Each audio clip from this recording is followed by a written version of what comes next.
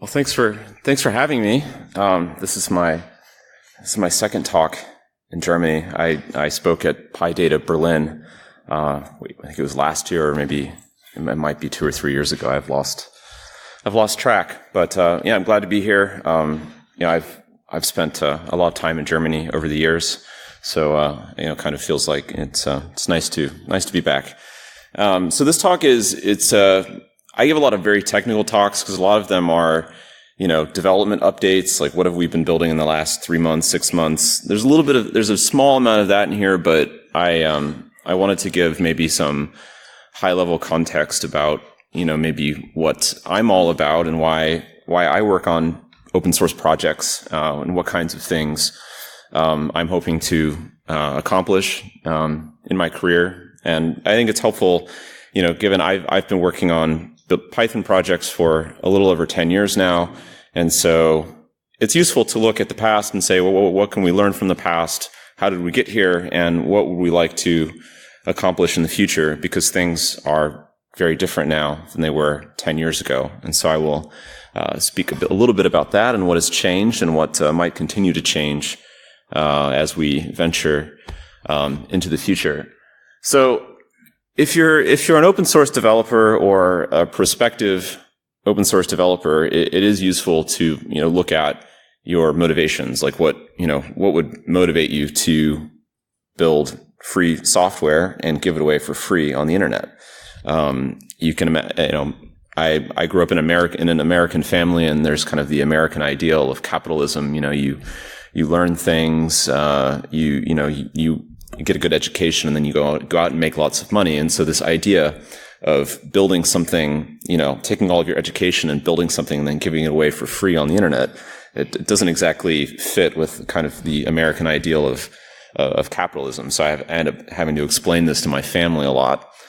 But, you're probably all familiar with this idea of like the hierarchy of needs, Maslow's hierarchy of needs. So, we all have at least we're very fortunate in that we have, for the most part, food, water, and shelter pretty well under control.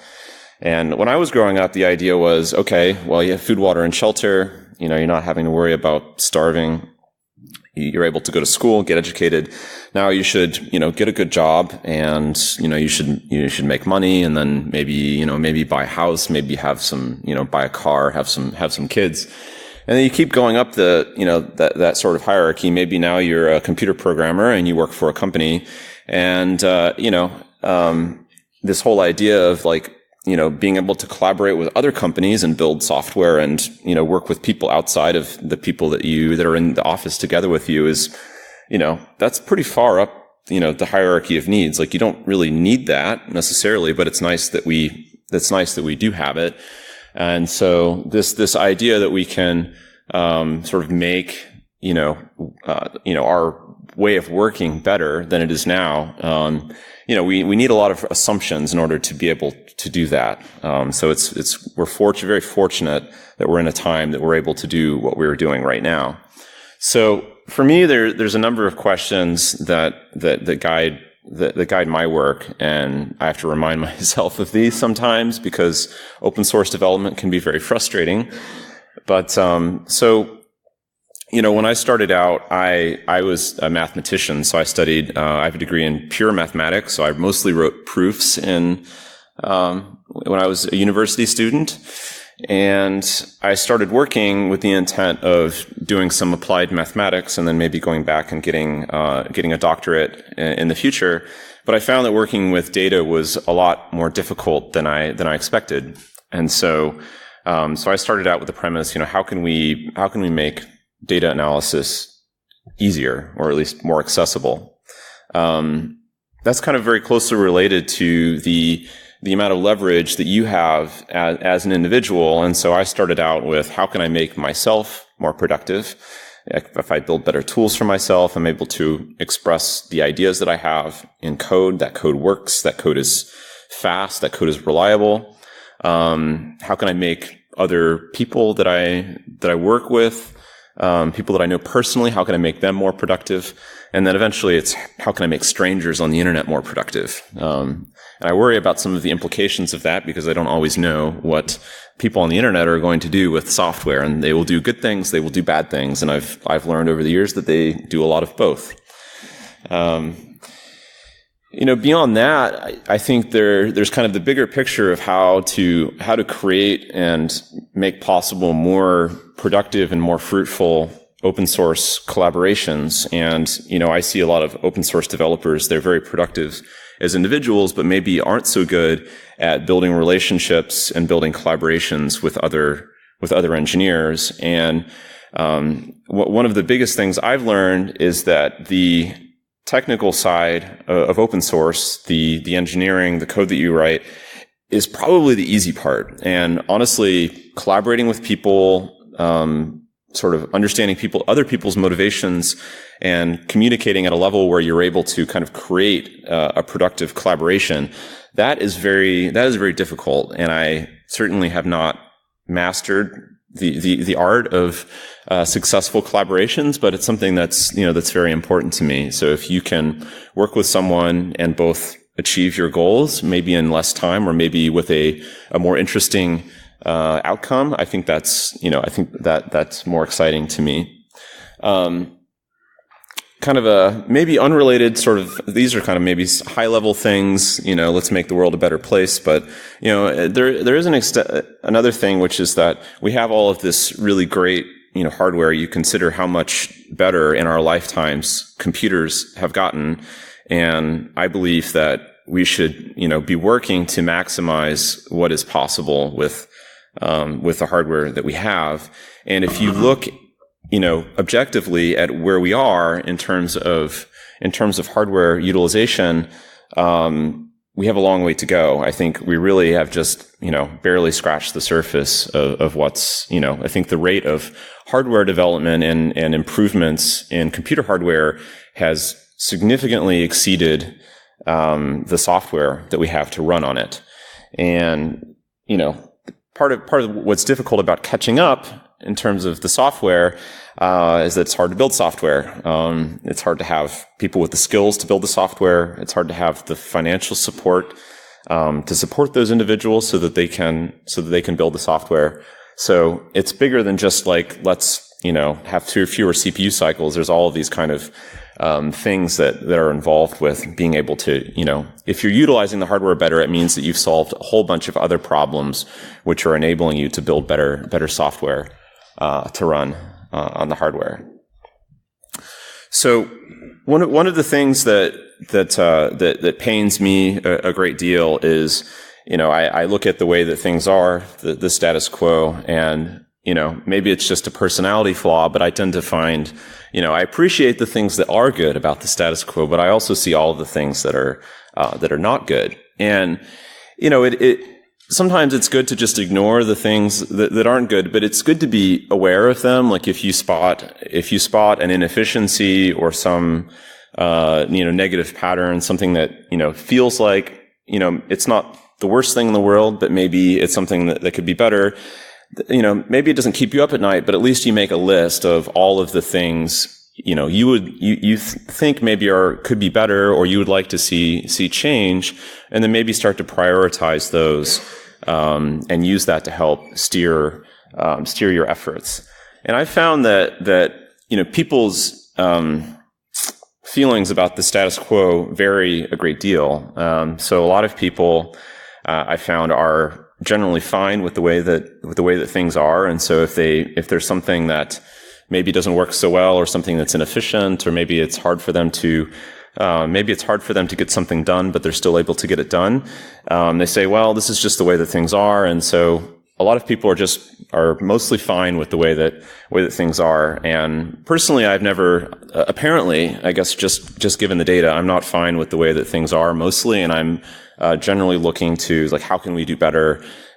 How can we disrupt the status quo? Is there anything that we can do to make essentially make humans more productive and more efficient? But as fine of an idea as it is to disrupt the status quo and to change things is the fact that change is difficult and people tend to be resistant to change. So just to give you an idea, when I started my career, it was in 2007, and back then there were Python libraries for doing scientific computing. There weren't a lot of statistical libraries, but people were doing a lot of data analysis. A lot of them used MATLAB or they used SAS. They used products that you pay for, and people were really comfortable with the idea of paying for software for doing data analysis. And so even the idea of using open source or free software to do data analysis, was considered radical by a lot of people. And there's multiple layers of, people's resistance to change. Like even changing from one function call or one API to another can be like, well, this is the code that I've written every day for the last 5 years. And like, why should I have to write a different line of code? Like, I already know how this works. Like, learning new things, is work. And so I'm able to get my job done. So why would I do anything differently? So small changes can be hard. Maybe changing from one library to another can be difficult. And we see this a lot in open source where maybe, I still use Matplotlib a lot because I know how to use Matplotlib. I'm comfortable with Matplotlib, but we have all these new kind of, more interactive, more web-friendly visualization tools. And if I were doing more data visualization at some point, I might be motivated to become more of an expert in these other visualization projects. In friction, so beyond APIs and libraries, changing a programming language is difficult. So getting people to change from R or MATLAB to Python is very difficult because the learning curve in a new programming language is hard. And going from paying for software to not paying for software, so all of a sudden you have to learn a new programming language and you have to learn new libraries and new lines of code to write and port all of your ideas. But you also have to get comfortable with the idea that there's no longer a company that is responsible for the correctness and the essentially fixing bugs in that software. But this has created a lot of other problems now because now no one wants to pay for software. And so we have questions about, how is that software produced, or how do we continue to produce high quality software? So for me, I kind of think about this, and that I've been sort of jumping from one existential crisis to another. I think 9 or 10, let's see, what is it, 2018.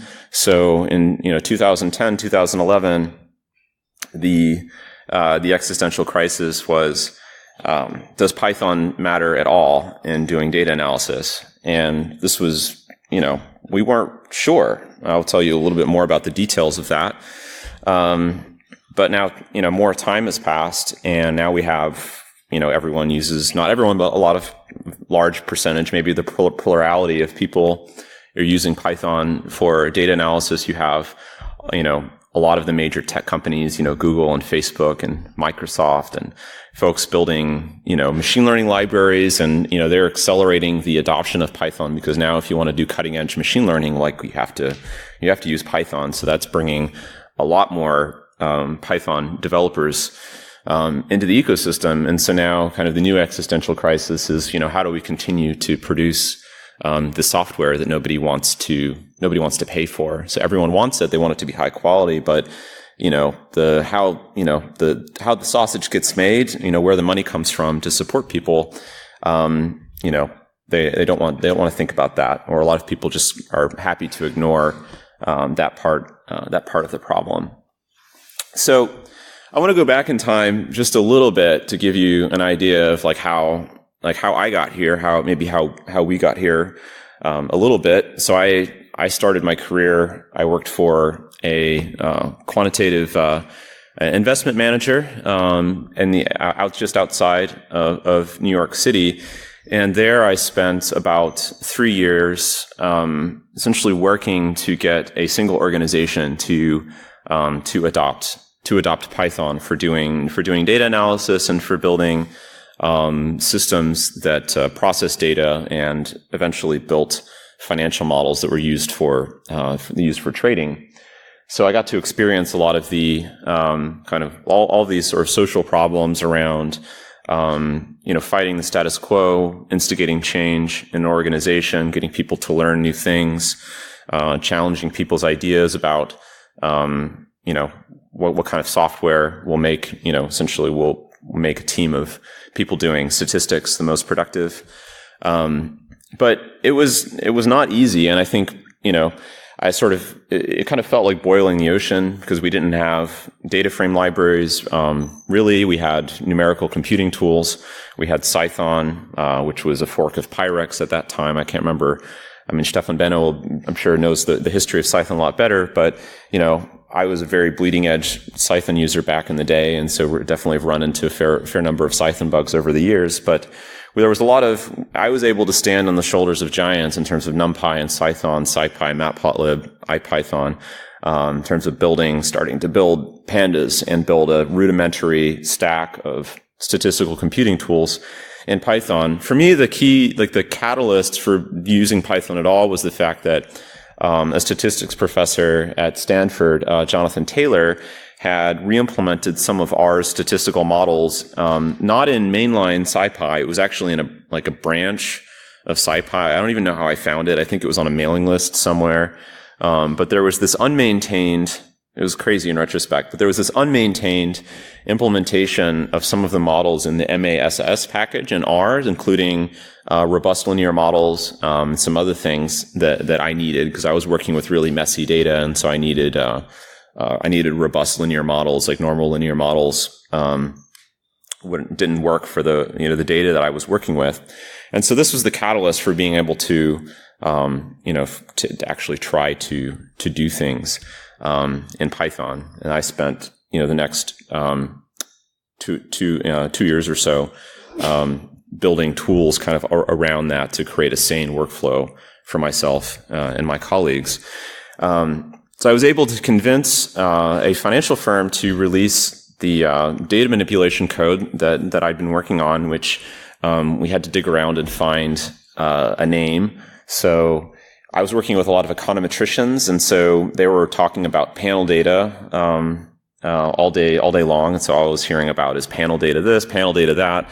I was also trying to find a name that somehow related to the words Python data analysis. So I was rearranging words, and there was all these econometricians talking about panel data, and so we have pandas. So if you can look back on PyPI and find the first version of the project, which was, I think, posted to PyPI on December 31st, 2009, and compared to the pandas that you use today, it's a tiny project, maybe 10,000 lines of code. A lot of the functionality that you have now in the library just didn't exist back then. And so it's no surprise that, it wasn't something that kind of rocketed off and became a smashing success from day one. It needed a lot of work from the first version to be something that was generally useful. So I left the financial industry, and I did, in fairness to myself, go back to grad school to start a PhD. And so around May of 2011, a lot of I guess we didn't have the term PyData back then, but what we now think of as the PyData core developers, at least people in the US, people like Travis Oliphant, Peter Wang, Fernando Perez, Brian Granger, I'm sure people that you've heard of. We all got together in Austin, Texas in May of this year to essentially talk about the ecosystem of tools that was developing at that time. So that include pandas, and there were a number of other projects similar to pandas. There was something called Data Array that Fernando and others had worked on. There was a project called Larry. So there were a number of these sort of data frame-ish libraries that were developing, and so we got together to discuss can we synthesize ideas? Can we work together to build something that will, can help grow the ecosystem? And also at this time, I'd been hearing from a lot of people who were interested in using Python, but they found that when they started looking at the open source libraries that they were of, at least for doing data analysis, that they were of fairly low quality.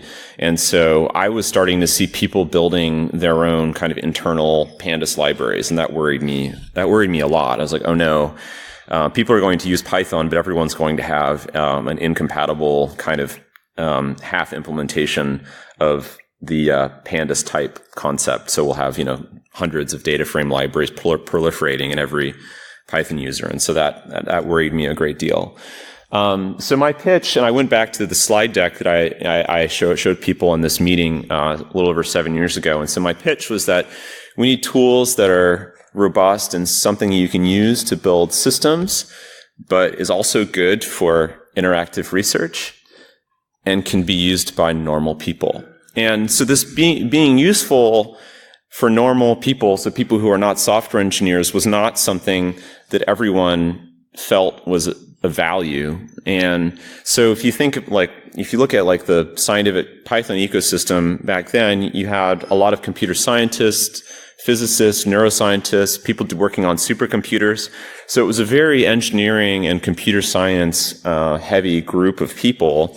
And so this idea that we needed to build tools that could be accessible to maybe somebody who mostly used Excel. So the idea of like getting people out of Excel and getting them writing Python code was not something that everyone agreed on. And so this was kind of an idea that I was trying to convince people of. So also we need to fix packaging. So this is pre-Conda and pre-Many Linux 1. And so I don't know if anyone was doing Python in 2011, but if you're doing Python on Windows, because I had done Python on Windows for 3 years, it was not fun. So, it was. I think I've got post-traumatic stress disorder from this. Things are legitimately a lot better. We complain about packaging, but I think we have to sort of step back and appreciate how much better things are than they were back then. So thankfully, the call to arms around packaging. It was helpful that we met. We had the first PyData meeting. I think it was in March 2012. Guido van Rossum was there, and we kind of explained the packaging crisis to Guido. And I can't remember his exact quote was, don't look to us for help. You should just solve your own problems. So that was kind of the genesis of Conda kind of back then. But we'd had these conversations, and we were beginning to have like discussions and ideas about what to do for Python data tools. And I was really worried that we were going to end up with this just fragmented mess, and that like nothing was going to work well together. And that basically the ecosystem was going to, that we were kind of Titanic headed for the iceberg, and we're not doing anything about it. And so I wrote a blog post in July 2011. Essentially, I said, the current, maybe it was a bit dramatic, overly dramatic, but, the current state of affairs has me rather anxious. We're beginning to build these high-level, accessible data science tools, or that we didn't have data science back then, but we have these data manipulation tools. Data manipulation is very important to growing the ecosystem, but, there's too many of them. Like, we need to kind of consolidate, synthesize ideas, and then begin to build integration. Because at the end of the day, if I can't read a CSV file, join it with another CSV file, do some basic data preparation, and then fit a linear model, what are we doing here? Like, if we can't solve these really basic workflows, and have it just work, 95% of the time, why are we bothering with this at all?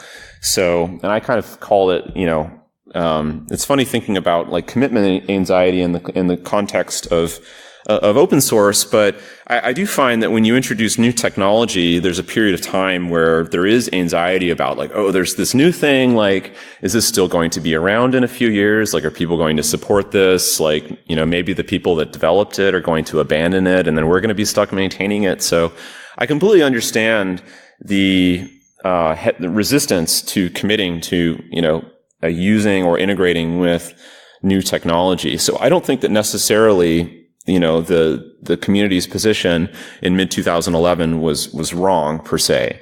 But at that time I was like, okay, I've got to, rearrange my life so that I can help sort of make people feel secure about using essentially pandas or some version of pandas as their primary data manipulation tool. I kind of summarized this in my blog post as fragmentation is killing us. And I still feel this way a lot, that there is a lot of fragmentation in open source. And I think that people don't always recognize the costs. To solve fragmentation can be difficult because it requires sometimes collaborations with people that have different priorities. It could mean, somebody created a project, another person created another project. It might be that the right way is for, one person to stop working on their project and to work on the other project, or maybe to merge projects. Like, there's a lot of social issues that go along with, making things, less fragmented that I'll talk a little bit about. But, the way I looked at it in 2011 is that the killer app, or at least the really thing that we have to solve, is that we have to be able to read CSV files. And if you think about, like, is there a killer app for pandas? Like, it's pandas read CSV. It's like everyone's like most beloved and most hated function, because it has, at this point, 70 or 80 arguments. And so, most common question is, why does read CSV have so many arguments? And it's because CSV files are pretty horrible. And so really we should stop creating CSV files, but, it is what it is. But, if you look back at, 7 or 8 years ago, reading CSV files wasn't reliable, isn't something that you could do very easily in Python. And I would point people to R and say, okay, look at read.csv or read.table in R.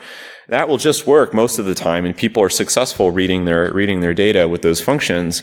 But if you try to use, np.loadText or np-gen from text, or there were some other functions, like they require a computer science mindset. Like, you've got to kind of set a bunch of parameters. Like, there's not very much, they don't infer types. You've got to write down the types. Like, there was a lot of rough edges, that were preventing people from from step one in a data analysis, which is reading CSV files. And I think that kind of this experience of, kind of this bottom up thinking of like, okay, we've got to make sure we're solving the really basic problems. I think even today, it's great to have all of these big designs, but if we aren't solving like the really basic problems effectively, like we have, we have a problem. So, all of this work in 2011, 2012, culminated with, writing a book. We're in Germany, so I put the, thanks to Christian Tismer and, Christian Rother for translating the book. I think there's a second edition coming out, so thanks very much for that. I didn't expect the book to be so successful, but I think it kind of coincided with the growth of the Python ecosystem and helped people to learn all of these tools. But I think also the experience of actually writing the book helped kind of identify rough edges in pandas and other parts of the data stack. So to kind of, sort of go through the experience of like, okay, how do we learn to use all of these tools and do something productive with them from the mindset of somebody who's just starting out, and make sure that, everything is there, like all of the tools that you need, and that things work. And so I would get to sections and chapters and be like, oh, well, the next natural thing in this chapter is a section about, $foo, but $foo does not exist in pandas yet, so I better get busy and build that so that I can write about it. And so, if you really want to make a good quality piece of software, I recommend that you write a book while you're doing it. It's a lot of work, but it's a very valuable process. So, I took a bit of a detour. So I'd spent, by 2012, I'd been working on essentially pandas for a little over 4 years. So I took a detour to start a company called Datapad. So we built, this is what Datapad looked like. Probably looks like a lot of BI kind of business analytics tools that you've used. And I think this sort of this concept of like cross-filtering kind of data exploration has become fairly ubiquitous nowadays. So that's great. But everything that we built in Datapad in the backend was all built in Python. So we used the Python data stack. We had to do quite a bit of custom development. And one of my objectives in starting a company was to be able to invest a lot of the core technology back in the open source ecosystem. But as things go with startups, you have these goals of doing open source development and all of that. But you end up kind of prioritizing around the what will help the company survive. So the key things that influenced me kind of while I was building this sort of interactive data exploration product. So you would use Datapad on an iPad or in a web browser, but all of the query processing, the analytics was happening on the server. So any interaction with the web application would trigger through a WebSocket a query, which would go into AWS, and then it would perform some computations on a data set, and then it would update the web UI. And so if you want to have a really interactive experience, you've got to be somewhere in like the 200 to 300 millisecond threshold, which is a pretty tight constraint when you consider that there's kind of network traffic and, you've got to deal with, the end to end, send query, perform query, send results back to browser, update UI. We were also processing queries in a multi-tenant environment. And so the amount of resources that we were using for each user obviously translated directly to dollars. And so resource utilization, was really important. But really, there were a lot of problems with Pandas performance, and we ended up essentially building like a highly customized version of Pandas with about 10 to 20% of the functionality, but was focused on better memory use, better serialization performance, had support for memory mapping and kind of things that Pandas doesn't do very well. To address the kind of interactivity requirements of the application. So that project was called Badger, and is talked about in one of my talks, so a number of my talks. So I gave this talk at the end of 2013 that was kind of a result of the challenges that we were having building a performant kind of backend for Datapad. And the subtitle of the talk was 10 Things I Hate About Pandas.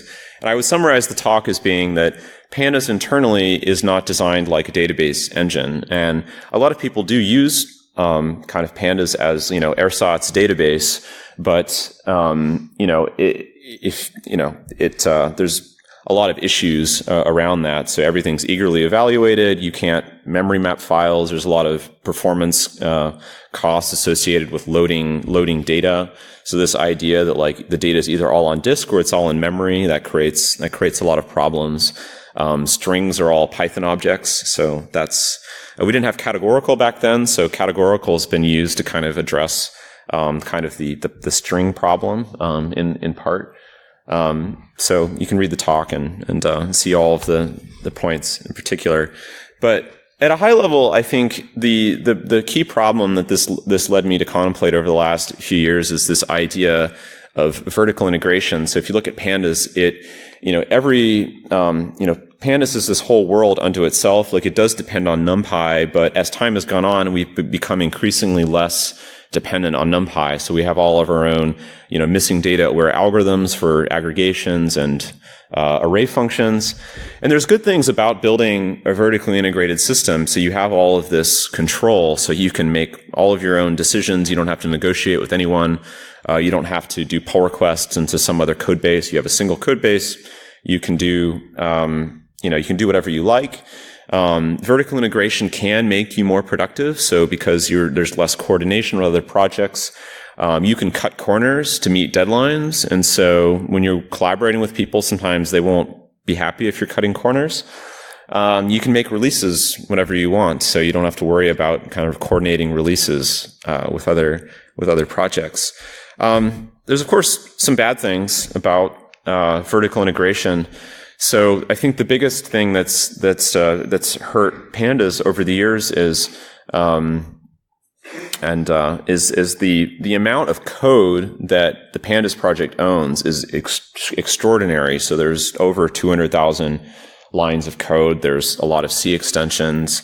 The number of distinct components in the project for data ingest, for data manipulation, data visualization, data presentation, Jupyter Notebook integration, the front-end API, which is, of course, sprawling and very complex.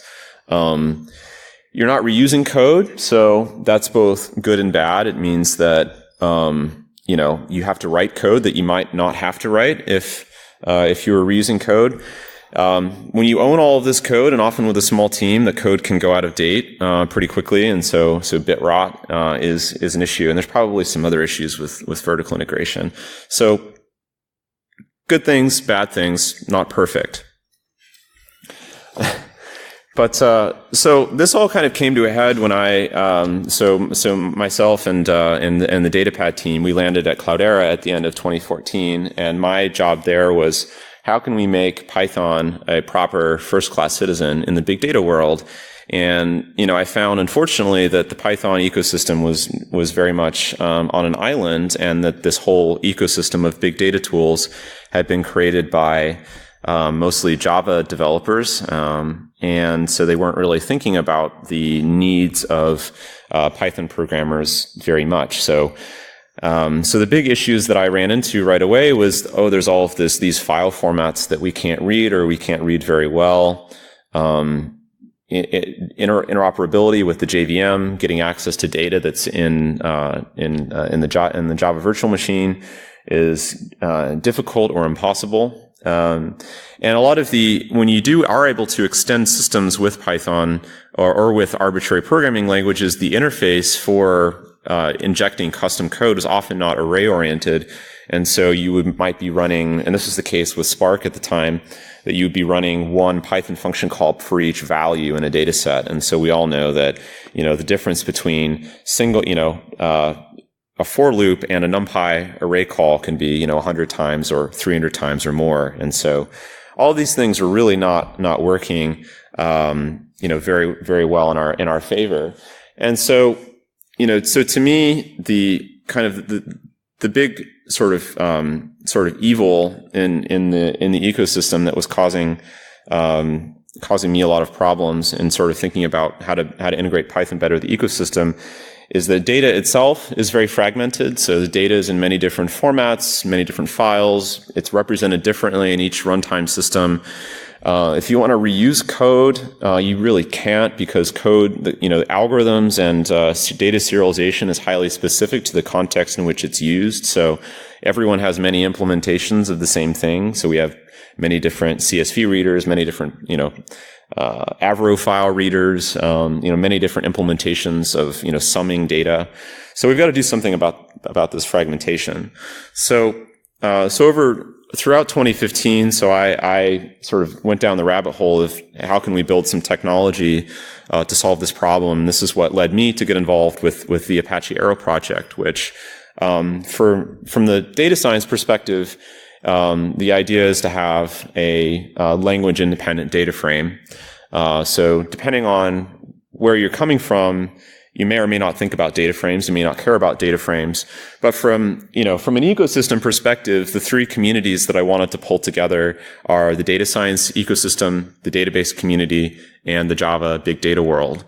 And so getting these three communities to collaborate on a technology like this is very difficult. It continues to be very difficult. So I think the two big picture items is to be able to reuse algorithms. This is beginning to happen, and so Uwe Korn from Blue Yonder is giving a talk about Arrow later today, so you can see some deeper internals of how we're doing JVM interop without copying memory. But we want to be able to access data in memory without copying it that might be owned by a different library or even a different programming language. And we want to be able to move data between processes as efficiently as possible. And so that might be through moving data through a socket or through shared memory. And I want to be able to reuse algorithms and to have common libraries that implement a lot of the stuff that's inside pandas or that's inside databases without having to keep re-implementing the same thing over and over again. And preferably, we could also take advantage of a lot of the work and the research that's happened in analytic databases in the last 10 to 15 years or 20 years. And honestly, there's been so much innovation that's happened in the database world, and almost none of that innovation has made its way into the hands of data scientists. So kind of my goal with this project ultimately is to put kind of an embedded analytic database, at your fingertips. And I think without a technology like Arrow to kind of tie the room together, is very difficult to get people in the database world collaborating with people in the data science world. So this has been kind of a labor of love over the last 3 years. And finally, the pieces are falling into place and the communities are working together. But it's been very, very difficult. So we're just about to take on support for our 11th programming language. They're not all supported equally well, but we're getting there. I think the 11th programming language is C#.NET. So hopefully we'll merge that pull request later today or tomorrow.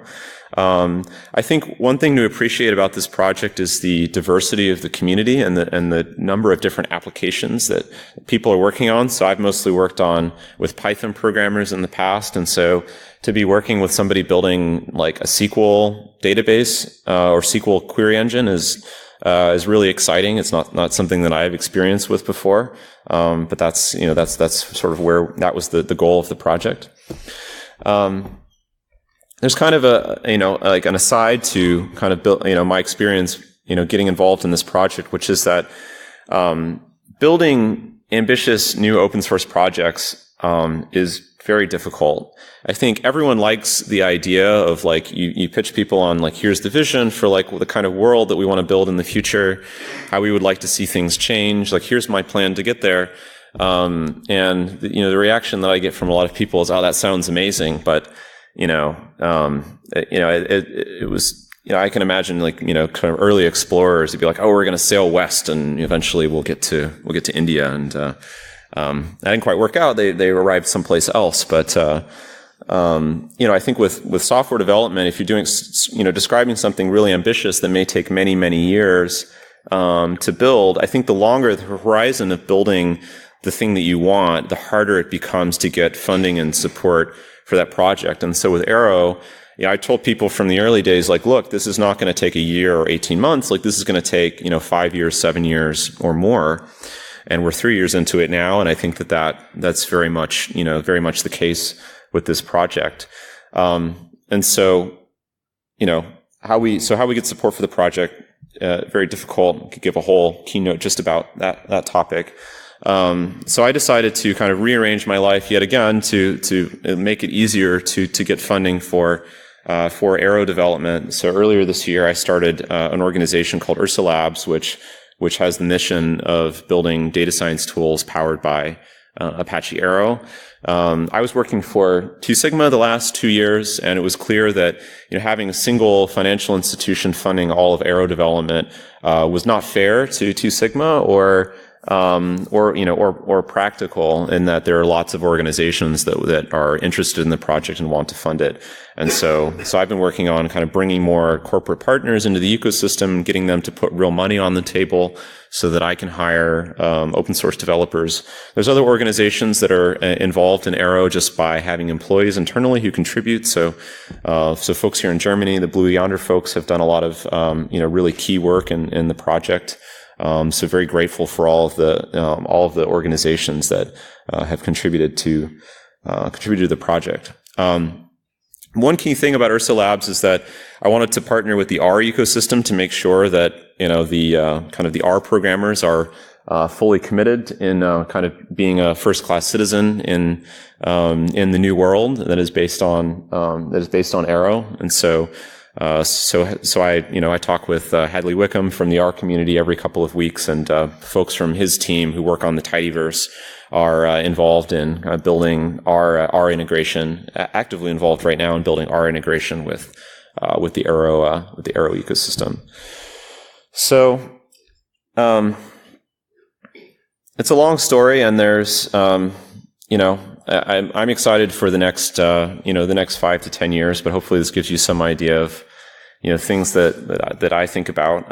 I will say that there's a lot of days that I'm very tired because, you do open source development for this long of a time and you feel like you're carrying the weight of the world on your shoulders. And, I think we are in a sense, the number of, you consider how many people, the ratio of open source users to open source developers, it's really pretty crazy when you think about it, the number of, the actual number of people maintaining and building, these projects. So I am hopeful that things do get easier for open source maintainers in the future. And we have a bigger community of developers and corporations will, spend more money to fund people. But, things are the way they are. So we've got to sort of make lemonade out of lemons, as we say. So I think the future is very bright. And I think as things become less fragmented and we see more collaboration happening, beyond the world of Python and kind of across these different communities of people that are doing data processing, we're going to see some very interesting new technology emerge and really help kind of advance our ability to take advantage of modern hardware, have less CPU cycles. Maybe it will help with climate change. Who knows? But we have a lot of work to do. And so as much as we can appreciate the work that's happened in the last 10 years, I think the hardest work is yet ahead of us. So thanks for listening, and I'll be around the conference today and tomorrow. So I look forward to talking with everyone, and thanks to everyone who's contributed to open source projects. We've come a long way. We have a long way yet to go. Thank you.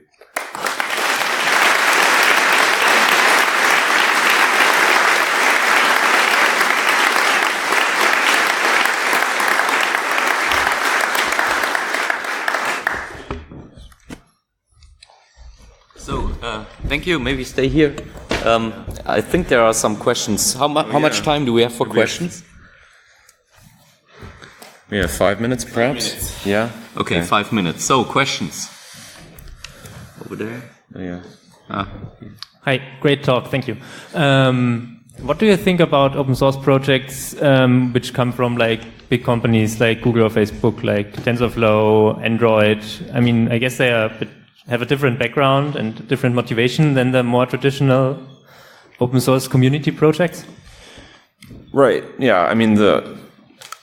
So Google wouldn't be spending, I don't know what it is, tens of millions of dollars or how much money they've spent on TensorFlow at this point if they didn't have an agenda. So when it's a big company starting a project of that scale, there's obviously an agenda involved. So on one hand, it's great to have Google or Facebook or whoever spending that much money in building kind of a project like TensorFlow. But on the other, I think the downside is that I think for community-based open source projects, so Arrow is Arrow's a community-based project, Panda's a community-based project. It's difficult because we can't muster the kind of resources that Google has, and so there is a risk that community-based projects die out, and that basically, the only surviving open source projects are the ones that are built by major tech companies. And so it will be kind of closed source software all over again. The code will be open source, but the process and kind of the engine that is producing the software will be controlled by multinational corporations. So there's risks involved. I mean, it's good to have them involved, and it's making the Python ecosystem richer, but it's coming with risks associated for the open source world. Okay, so question over there. Hi, I work in database research, and I also teach data science, and of course we teach pandas, which is great. But there's one, and I really appreciate what you said about bringing these two worlds closer together, the analytical databases and Python. But there's one hassle and one suggestion how that could be improved, and that is the interface to pandas. Yeah? So I would really suggest having an interface to pandas that looks more like relational algebra, because relational algebra is at the heart of any database system. And if you had that, things would get easier, and actually all the optimization things you can do in databases would become so much easier. Yeah. So just a suggestion. We can talk about it. Oh, my screen is not up, but put my screen up there. Yeah. So I've got this IBIS project. Have you seen this? Anyway, so this is basically, relational algebra in Python, but trying to be as close to kind of pandas kind of API as possible. So, this was almost a 4-year-old project, but anyway, so I would take a look at that project. Okay, there was one more. Firstly, thank you very much. I've spent most of my life getting rid of Excel sheets, and you've personally and collectively made my life a hell of a lot easier. I just wondered if you can share some wisdom with regards to how you managed to convince, in the early days, a company to open source the primary nature of development on a tool. Yeah, it was difficult. I think probably ultimately what convinced them was so that I would shut up about it. So let's get back to work. But no, I think that my pitch was really that releasing the software would help just create progress around that problem in the Python ecosystem. This was the biggest leap of kind of stretch of imagination at that time, because I think people were really skeptical that other people would contribute to the library or that other people would use it. And so I believed that at some point somebody was going to need a project like Pandas. And so if we could make it the project that people used, now people are like, Pandas, it has all these things that I hate about it. But, it is good that people have like a basic toolkit that they can use. And so the reasons that we ultimately open sourced it, are the kind of the reason, essentially what has happened, that now we have a community and people, develop and improve the project. But, I think there was a wide degree of skepticism about whether or not that would actually happen. And it didn't happen for a long time. It was maybe 2 years until Pandas had meaningful contributors, after we open sourced it. And so that kind of like the horizon of thinking around an open source project, like people want to see like results in 6 months or results in 3 months. And you have to, change your time horizon in terms of, what does success look like in open source? Because it can take many years for the work that you're doing today to really pay off. Maybe I have a question. That my integer column gets a float as soon as there's something missing. Any comment on that?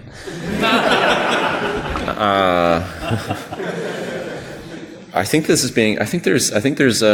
an integer NA extension type now. So this is being worked on actively. So you can learn a lot more about extension arrays in Uwe Korn's talk later. So finally we're doing something about that. So maybe a very last short question over there, and I take the time. So please volunteer for the video thing and session chairs and registry. So the conference just lives with your help. Hello, thank you for your great talk. It's a quick question about visualization. I always try to find an equivalent of Shiny when I finish my pandas and analysis. Do you have anything I haven't found anything on the ecosystem. Do you have anything? Yeah, I've been asking that for a number of years myself. I would say that you can do a lot. You can do a lot with Bokeh nowadays, but I think that the kind of end user experience of Shiny, I don't think we and with like Jupyter widgets, but I don't know that we have anything with the. There was a project, I can't remember the name of it. It's escaping me. Made by Eli Bressert. It was essentially a kind of a Shiny alike built at Stitch Fix. But yeah, so we need a champion of that problem to build kind of the true Shiny alike for Python. I think it would be useful for people. Okay, so let's thank Wes. I think it was a really great talk.